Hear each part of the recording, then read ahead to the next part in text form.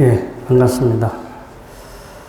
자, 이제 우리 직지 강의를 이제 한지 91번째 시간이 됐습니다.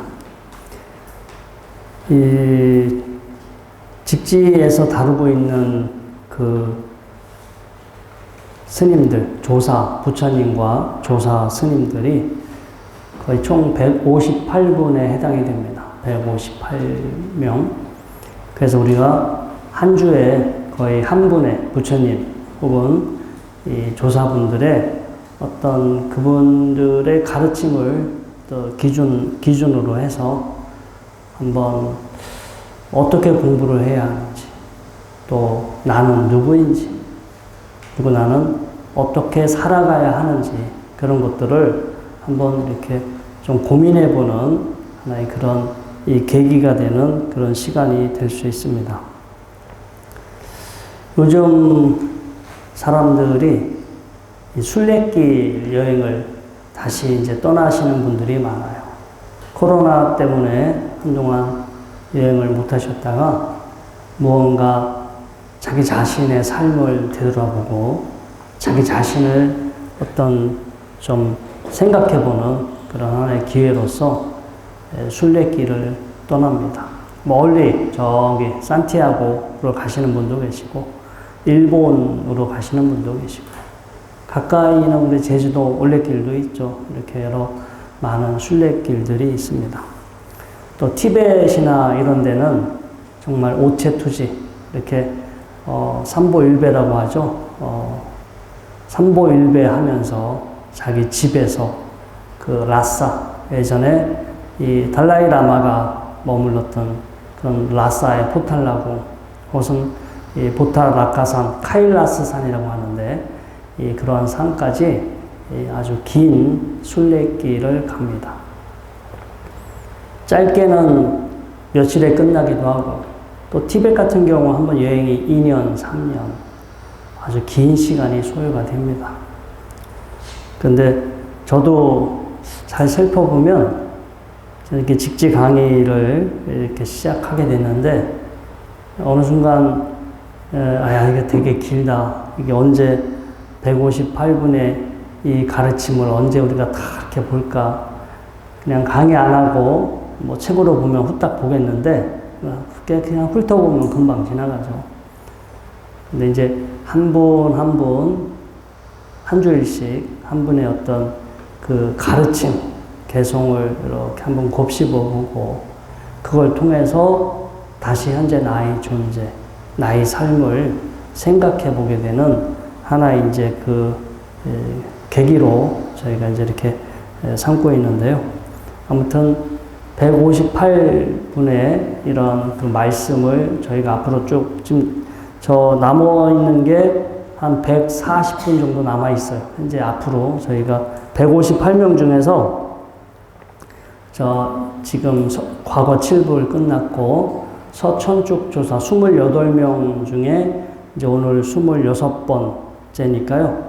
33분이 끝났죠. 33명 끝났으니까 120여 분 정도 이제 남았네요. 그 시간 동안 저희가 아무튼 이 긴 시간인데 매주 이런 시간 자체가 어쩌면 저희들에게 순례길과 같다라는 생각이 들어요. 우리 화엄경의 입법계품에 보면은 선제동자가 53 깨달음을 구하기 위해서 53 선지식을 이렇게 찾아가는 그런 대목이 나옵니다. 뭐 창녀를 만나기도 하고 뭐 여러 많은 대상을 이렇게 만나면서 뭔가 자신에 대한 깨달음, 본질에 대한 깨달음을 그런 깨달음에 대한 답을 찾아갑니다. 저희도 마찬가지고요. 답은 사실은 정해져 있는 게 아닌 것 같아요. 우리가 지금 알고 있는 답은 다른 사람, 남들이 정한 것, 다른 사람이 만들어 놓은 거고 또 지금 우리가 답이라고 생각하는 것도 시간이 지나면 달라질 거예요. 시간이 지나면 변할 수 있는데 어려운 부탁에 미리 어떤 것을 답이다라고 생각하고 그냥 그 너무나 그 답을 받아들이고 그 답에 갇혀서 산다면 우리가 더 많은 답을 알아낼 수 있고 더 많은 답을 알아갈수록 우리가 우리 마음을 이렇게 옥죄고 있던 마음을 무겁게 하고 있는 것들을 걷어낼 수 있는데 우리 스스로가 미리 그러한 가능성을 차단할 수 있어요. 제가 유튜브를 얼마 전에 보다 보니까 어떤 창조론을 믿는 분이 진화론을 설명하는 그 인문학 강의를 듣는데 귀에 들어오질 않더래요.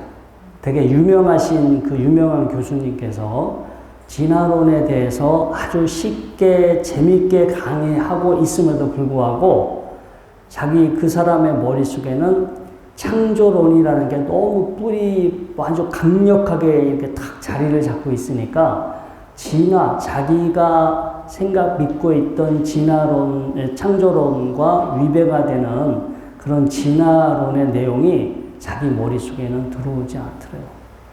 그래서 사람이 어떠한 답이라는 거를 머릿속에 이렇게 딱 정해놓고 그거를 완전히 너무나 절대적으로 믿어버리고 그게 머릿속에 굳어져 버리면 더 이상 다른 것은 답으로 들어올 수가 없어. 절대적인 답은 우리가 알 수 없어요. 우리 능력으로 절대적이다 해도 뭐 그런 게 있는지 없는지는 모르겠으나 지금 우리의 능력으로는 절대적인 답을 알 수 없어. 죽을 때까지 아마 모를 거예요. 근데 지레짐작, 자기의 아르마리로 너무나 답을 다 정해놓고 그것만이 답이야 라고 그것만 바라보고 그거에 맞춰서 산다면 앞으로 우리가 남아있는 시간 동안 더 많은 경험을 하게 되고 그 경험을 통해서 과거에 우리가 알지 못했던 새로운 깨달음들이 계속 그런 가능성이 쭉 이어지는데 사전에 그런 가능성들을 차단하는 것이 아닌가라는 생각이 들고요. 우리가 순례길을 갈 때는 남들한테 자랑하려고 가진 않겠죠. 몰라요. 그런 사람도 있어요. 저 어디 외국에 유명한 순례길은 나 거기 다녀왔어. 다들 딴 사람들 간다고 하니까 나도 거기 갔다 왔어. 그런 게 필요해서 그냥 가시는 분들도 있겠지만 엄밀히 제대로 된 순례길이라는 것은 스스로가 자기를 위해서 그 순례길을 떠나는 것이 남들한테 내가 이 순례길을 다녀왔다라는 것을 자랑하기 위해서 가지는 않겠죠. 저희가 지금 이렇게 매주 공부하고 있는 것도 마찬가지라는 생각이 들어요. 이게 어떤 우리한테 결과를 기대하고 하는 것이 아니라 남들이 알아주기를 바라는 그런 마음으로 하는 것이 아니라 한 주가 됐든 두 주가 됐든 우리가 이러한 시간을 경험하면 이 시간 동안 뭔가 새롭게 알아지는 것, 새롭게 생각하게 되는 부분이 있고 그것이 우리가 우리 자신과 우리의 삶을 다시 바라보게 되는 하나의 작은 계기가 될 수 있다라고 생각이 듭니다. 아무튼 어떻게 하다 보니까 지금 이제 직지 강의만 1억 5회는 작년 3월부터 시작했으니까 좀 시간이 됐는데 우리가 이렇게 직지 강의를 시작한 지는 시간은 이제 41번째 시간이 됩니다. 자, 오늘은 서천축 조사, 인도의 서역에 있는 어떤 이 조사 스님들 중에 28번째 불여밀다 존자입니다.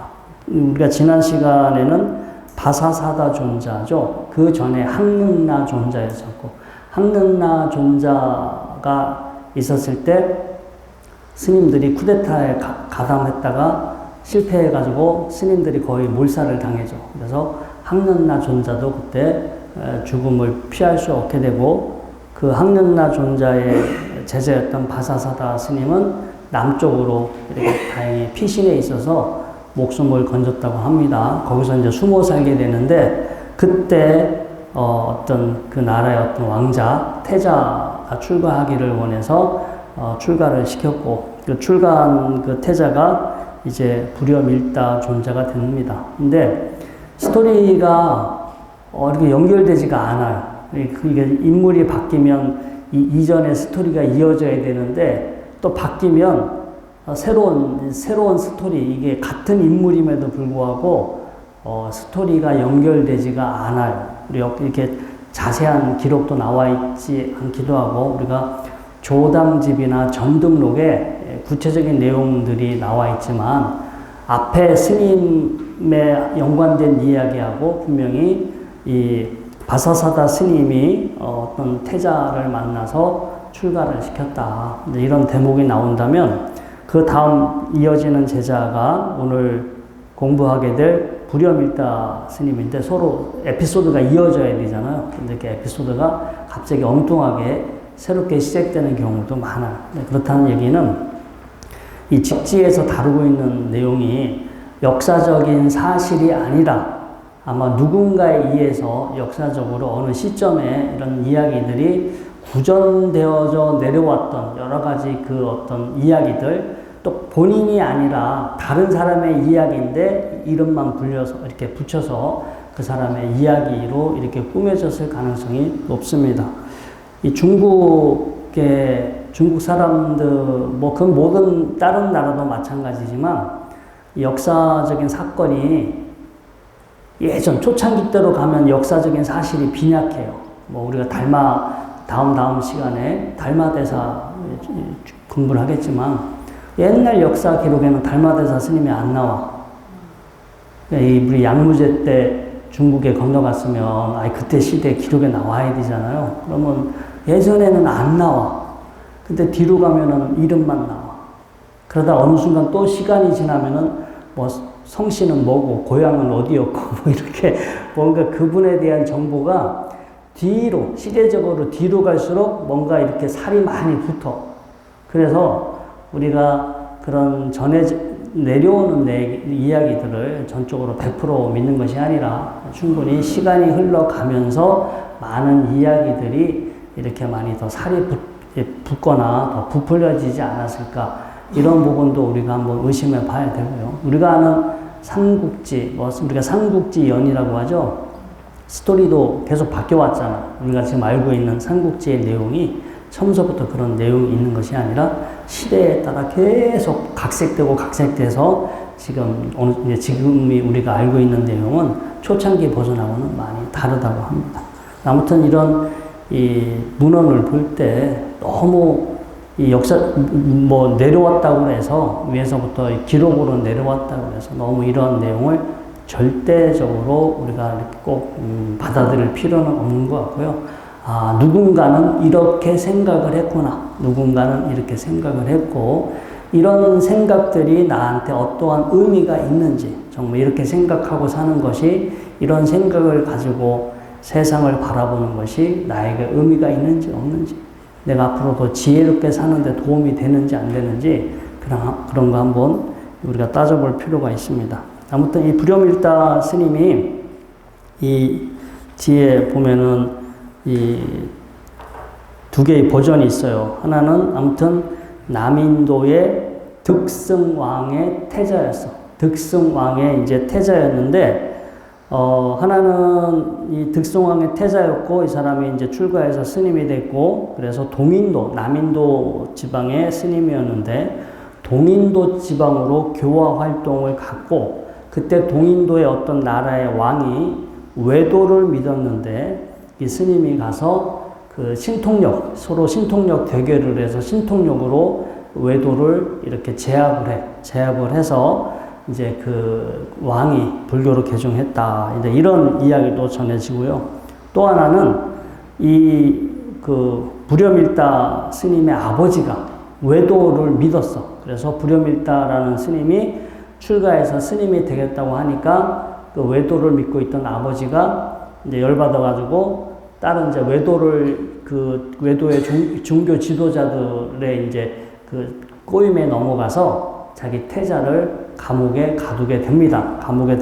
가두게 되는데, 이 스승이었던 바사사다 존자가 이제 신통력을 보여줘서 왕이 이제 이 스승이었던 바사사다 스님에게 이제 이렇게 마음을 열어주게 되고, 그래서 자기 아들을 풀어주고, 그 아들이 이제 이렇게 출가해서 다시 스님이 되었다라는 이 두 개의 설이 전해집니다. 아무튼 뭐 옛날 이야기니까 이런 것들이 있는데, 그래서 한번 이분이 이 불염일다라는 스님의 어떤 이분은 어떤 가르침을 전하고 있는지 한번 본문 간단하게 한번 보겠습니다. 제26조 불염일다 존자가 출가해서 법을 얻은 후에 동인도에 이르게 되었다. 그곳에서 왕에게 이르기를 이 나라에 필경 성인이 출현하여 나의 법을 이어받을 것이라고 하였다. 그때 20세가 된 한 바라분의 아들이 있었는데 어렸을 적에 부모를 여의고 이름과 성씨를 알지 못했으며 스스로 자신을 영락동자라 불렀다. 그는 국어를 하면서 이 마을 저 마을 돌아다니며 시간을 보냈는데 마치 상불경 보살과 같았다. 상불경 보살은 법화경에 나오는 이제 보살님이죠. 상불경, 항상 상대방을 가볍게 보지 않는다. 상대방을 늘 그 사람이 나한테 욕을 하든 뭐라든 무조건 당신은 부처가 될 사람입니다 라고 모든 만나는, 상대하는 모든 사람을 부처님처럼 대했다는 그런 하심제일 이 보살이 바로 이 상불경 보살이죠. 상불경 보살과 같았다. 어떤 사람이 당신의 성씨가 무엇이냐고 물으면 그대와 같은 성이라고 답하니 사람들은 그 뜻을 알지 못했다. 후에 불염일다 존자가 왕과 함께 수레를 타고 나갔다가 영락동자가 그들 앞에 와서 머리를 숙이는 것을 보자 존자가 물었다. 그대는 과거의 일들을 기억하는가? 저는 오랜 겁중의 일을 기억하고 있는데 스승님과 함께 지냈으며 스승님은 마하반야를 설하시었고 저는 깊은 수준의 경전을 전했습니다. 마하반야, 반야부 계통의 가르침, 반야, 공사상을 설했겠죠. 그 다음에 자신은 깊은 수준의 수다라, 경전을 전했다. 오늘의 일도 과거의 인연들과 맞아떨어지는 것입니다. 과거의 인연이 있어서 오늘 이렇게 만나게 된 것이다 라고 말하게 됩니다. 존자가 다시 왕에게 말하기를 이 동자는 다른 사람이 아니라 바로 대세지 보살이에요. 대세지 보살님은 아미타 부처님의 이제 좌우 협시불 중에 한 분이죠. 한 분은 관세음 보살님이고 이제 한 분은 대세지 보살님입니다. 아무튼 뭐 이렇게 바로 대세지 보살이며 이 성인 다음에 다시 두 명의 성인이 출현할 것인데 한 사람은 남인도를 교화하고 한 사람은 중국에 인연이 있으며 45년 후에 다시 이 지방으로 돌아올 것이다 라고 합니다. 중국에 인연이 있는 분, 그분이 바로 이제 달마 대사가 되겠죠. 자, 옛 인연으로 말미암아 반야다라라고 이름 짓고, 자, 이게 아까 자기 과거 전생의 스승을 만났을 때 자기 전생의 스승은 마하반야를 설했고 자신은 깊은 수준의 경전을 설했다고 했잖아요. 그래서 마하반야 할 때 반야, 그 다음에 경전을 우리가 수토라, 한문으로 수다라라고 해요. 수다라. 그래서 이 반야와 수다라를 합쳐서 반야다라. 원래 영락동자라고 불렀는데 이제 반야다라라고 이름을 짓고 그에게 법을 부족하고 개성으로 설했다. 참된 성품이 마음이라는 땅에 감추어져 있으니 혹은 이렇게 쭉 갖추어져 있으니 머리도 없고 즉 시작도 없고 꼬리도 없다. 끝도 없다. 인연 따라 현상의 여러 모습으로 나타나니 방편상 지혜라 불린다.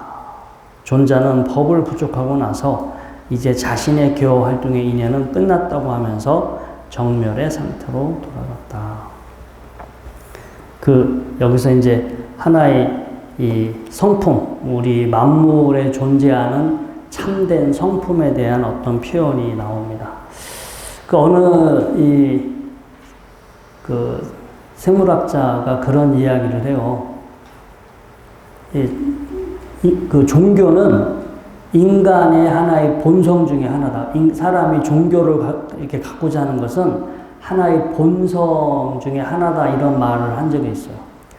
우리가 여러분들 누군가를 사랑을 하는 거, 누군가를 사랑을 하는 거는 우리가 가진 본성일까요? 본성이 아닐까요?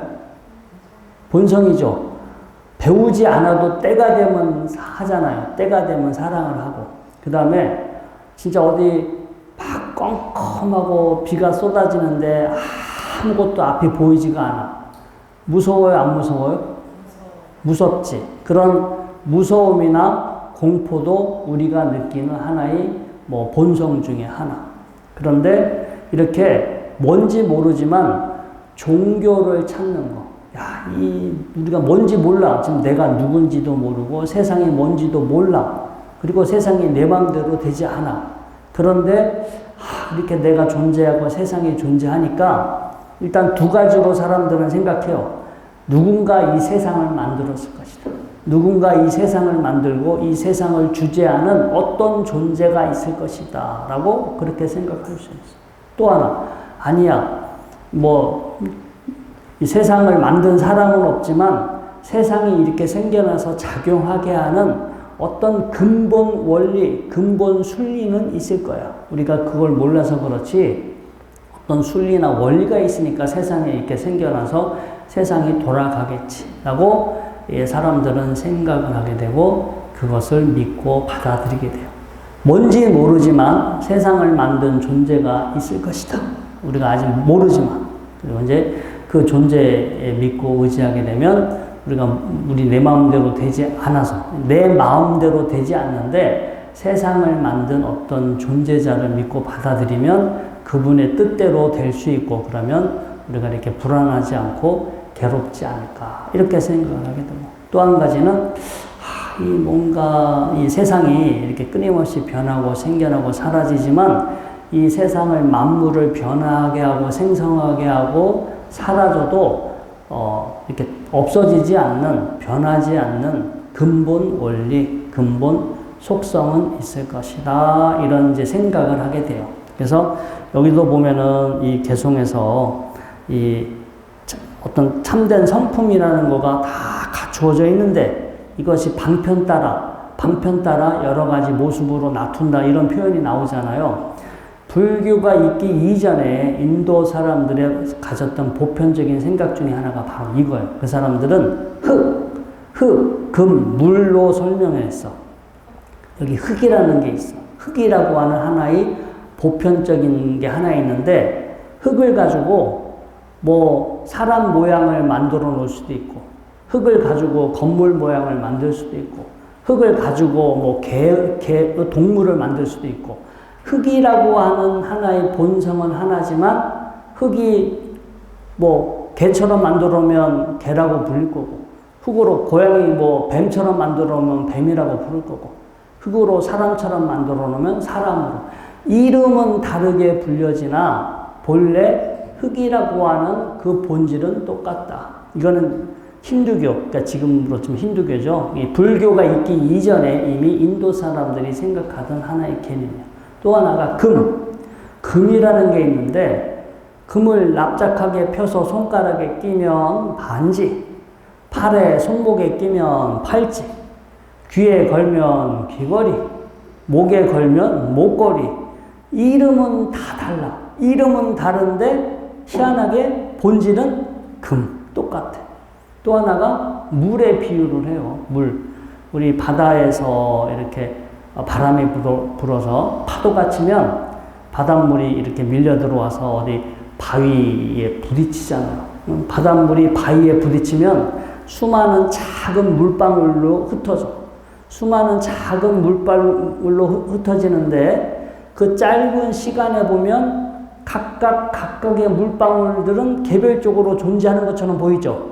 찰나의 시간이지만 수많은 물방울들이 순간 생겼어. 근데 그 물방울들은 본래 따로 있었을까요? 아니면 본래 하나의 물이었을까요? 하나의 물이었지. 그러니까 파도가 쳐서 바위에 부딪혀서 수많은 물방울이 생겼지만 본래는 없었어. 다시 본래의 자리, 본래의 하나의 자리로 돌아가. 이제 이게 힌두교에서 말하는 본성론의 본성. 많은 뭔가 세상이 이렇게 다양한 이름, 다양한 모습으로 존재하나 뭔지 모르지만 이 만물의 그 본성, 그 참된 어떤 본성은 하나다.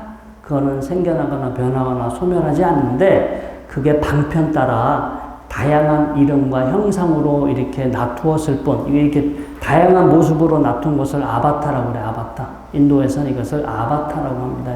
힌두교 용어죠. 화신이라고 하고요. 그래서 본성은 하나지만 다양한 이름, 다양한 모습으로 이렇게 했고, 결국 본 하나로 돌아가게 되면, 하나의 상태로 다시 귀결되면, 하나의 원리, 하나의 순리로 돌아가게 돼 있다. 이게 이제 만법 귀일, 만법이 하나로 돌아간다. 이제 그런 원리가 되는데, 불교가 있기 이전에 이미 인도 사람들이 생각했던 하나의 세계관입니다.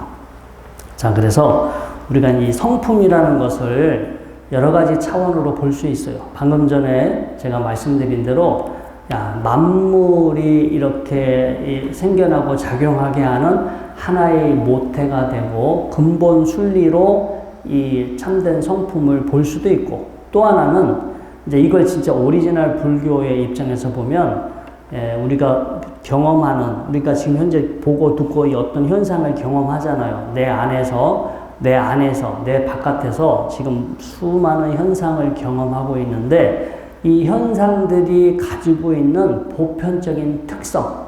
그래서 불교에서는 이 모든 현상들이 가지고 있는 보편적인 특성을 세 가지로 이야기합니다. 모든 건 지금 이 순간 변하고 있다. 작용하고 있다. 여기 존재하는 게 아니라 작용하고 있는 상태다. 그래서 저는 늘 이 촛불의 비유를 듭니다. 촛불이 우리 눈앞에 켜져 있어.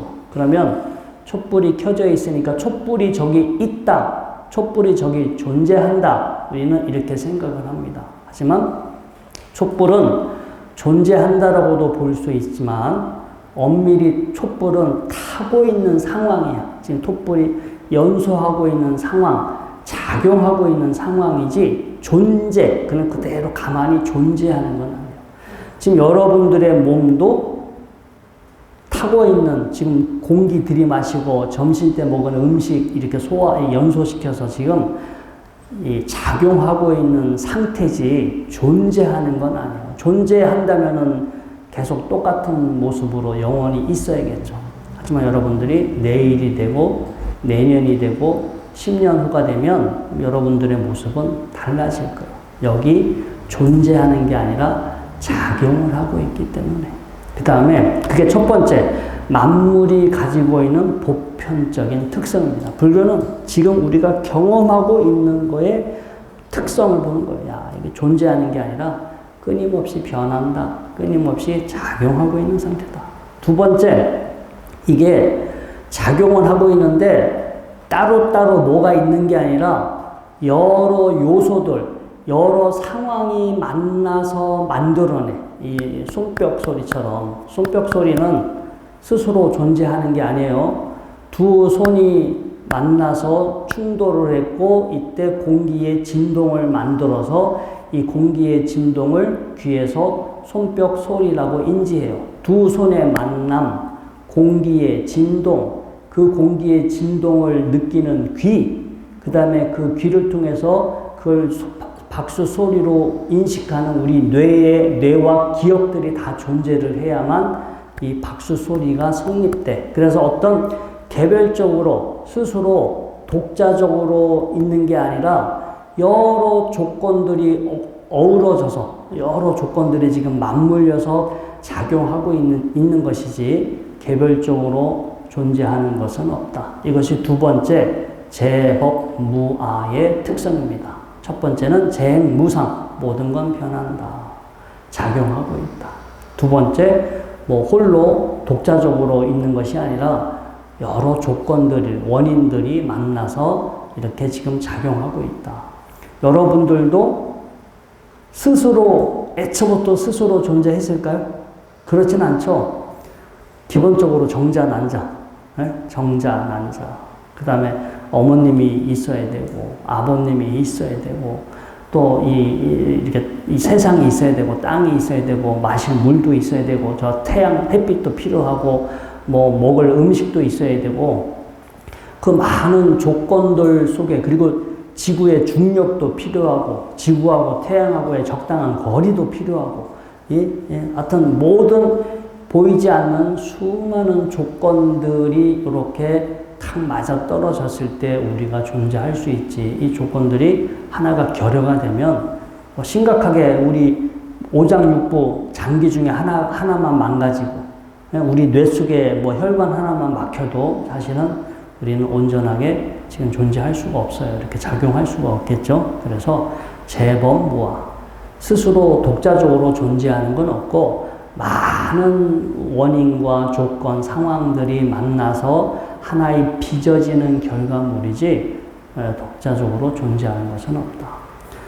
사랑, 제가 예를 드는데 사랑은 스스로 혼자 사랑이라는 건 존재할까요? 존재하지 않을까요? 사랑도 혼자 있을 때는 돼요? 안 돼요? 안 되지. 대상, 반드시 짝이 있어야만 사랑이 성립이 되는 것이지 아무도 없는데 자기 혼자 사랑해 하면은 병원에 보내죠. 병원에. 그냥 그런 사람도 없겠지만, 혼자 뭔가가 대상이 있었을 때 일어나는 거지. 자, 아무튼, 우리 만물이 가지고 있는 성품, 보편적인 성품 두 번째 재무상. 세 번째 성품이 뭐냐? 지금 뭔가 조건들이 만나서 작용하고 있는데, 이거가 내 마음대로 되지 않아. 내 의도대로. 지금 조건들이 만나서 작용하고 있는데 변하지 말아라. 변하지 말고 여기 좀 가만히 좀 있어라. 요 상태로 더 늙지 말고 더 아프지 말고 요 상태로 이렇게 가만히 있어라. 아니면 내가 복권을 샀으니까 요번 주에 1등이 당첨되기를. 그게 뭐 내가 원하는 대로 모든 상황이 컨트롤 되나요? 안 되나요? 안 돼요. 지금 이 시간도 여러분들의 몸은 시시각각 늙어가잖아요. 늙어가는데 이거 멈춰라. 가만히 있어라. 안 돼. 세상은 내 의지대로 통제되지 않아. 컨트롤되지 않아. 그래서 이거를 인도말로 두카라고 하는데 한문으로 괴로울 고자라고 번역됐어요. 내 마음대로 되지 않으니까 불만족스럽잖아. 내 마음대로 되지 않아서 불만족스럽기 때문에 중국에서는 괴로울 고로 이렇게 번역됐습니다. 그래서 인도말로 두카는 내 마음대로 되지 않는 거, 수카는 내 마음대로 돼서 뭔가 즐겁고 흐뭇한 상태, 이렇게 인도말로 쓰는데 만물, 우리가 현재 지금 이 순간 우리가 경험하고 있는 내 안이 됐든 내 바깥이 됐든 우리가 경험하고 있는 이 특성은 오리지널 불교에서는 세 가지 특성이에요. 여기에는 근원적으로 존재하는 근원적으로 존재하는 성품이 있다. 이런 이야기는 없어요. 그런 이야기는 불교가 있기 이전에는 있었어. 불교가 있기 이전에 이미 인도 사람들이 가지고 있던 보편적인 하나의 사고인데 그러한 내용들이 더 많은 사람들이 그 내용을 선호하다 보니까 무상고 무아가 아무리 이치적으로는 맞는 것 같은데 아까 제가 서두에 말씀드렸죠. 인간은 뭔가 변치 않은, 흔들리지 않는, 사라지지 않는 그 어떤 존재이고 싶어 하고 그런 존재에 기대고 싶고 그런 존재에 의지하고 싶은 게 하나의 본능이야. 본능으로 내가 워낙 불안하고 불확실하고 흔들리니까 분명히 변치 않은 어떤 존재, 변치 않은 어떤 상태가 있을 거고 나는 불확실하고 불안정하지만 내가 변치 않는 영원한 어떤 존재에 의존하게 되면 그걸 통해서 잠시나마 자신의 어떤 위안, 그런 불안감을 우리는 잊어버릴 수가 있죠. 그런 하나의 우리 본능적인 차원에서 그런 존재를 찾게 되고, 그래서 부처님께서 말씀하셨던 재무상, 재범무아, 일체계고보다도 그게 분명히 사실임에도 불구하고 사람들은 뭔가 변치 않은 뭔가가 있을 것이다 라고 거기에 훨씬 더 마음이 끌리는 것 같아요. 뭐가 됐든. 아무튼 우리가 이제 원래 불교적인 차원에서 성품을 바라보면 뭔가 고정되어 있는 거가 없어요. 모든 건 조건이 만나서 작용하고 있는 상황이기 때문에 절대적인 거, 고정적인 게 있을 수 없어. 그래서 불교적인 방식은 벗어나는 거야. 우리가 이 조건이 만나서 작용하고 있는데 여기 있는 거야. 영원히 이것은 내 것이야.